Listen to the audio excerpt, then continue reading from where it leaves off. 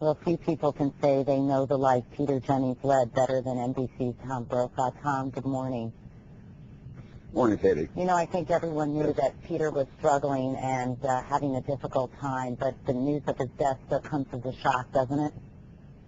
It really does. I talked to Casey just a few days ago. His birthday was just a week ago Friday, and he had a very rough last weekend.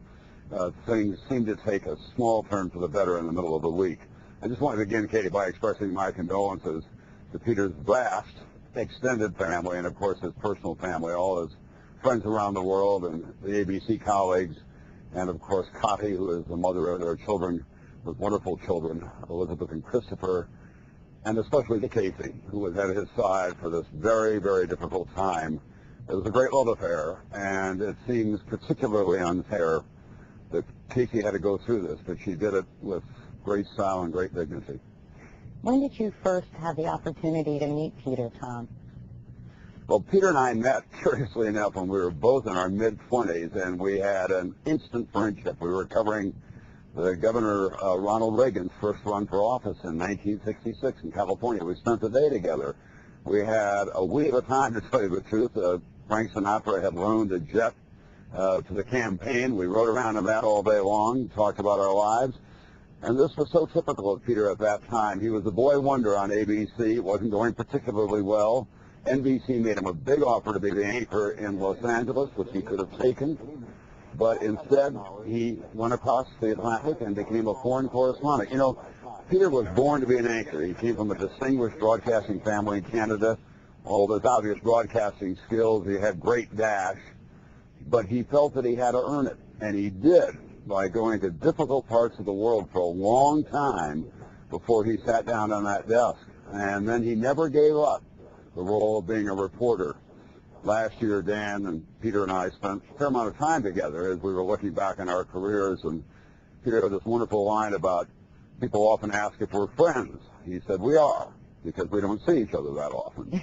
And then he said, we have such mutual respect for each other because we've all been reporters and we've all bumped into each other all around the world. And it's also important to know that the same passions that he brought to his professional life, he brought to his personal life. A lot of people don't know this, but Peter worked at a homeless shelter on the west side of New York after he'd get done with the evening broadcast.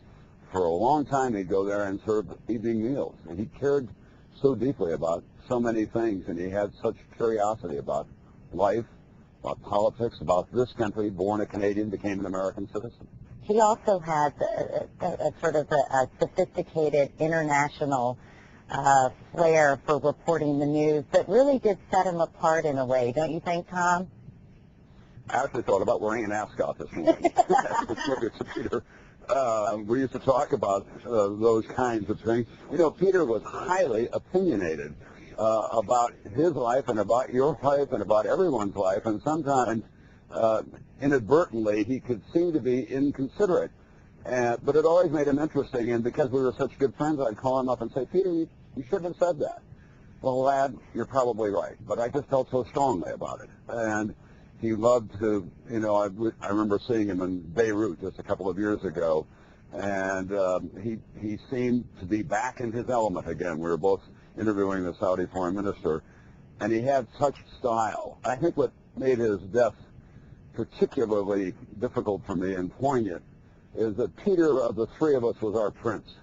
He seemed so timeless. He had such great elan and style, and to go through this very difficult time seems particularly cruel to me.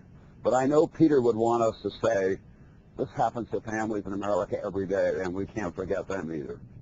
Well, Tom Brokaw, we so appreciate, Tom, you getting up early to reflect on Peter's life, because I think listening to you, many of us now feel as if we know him much better. So, Tom, thanks for that.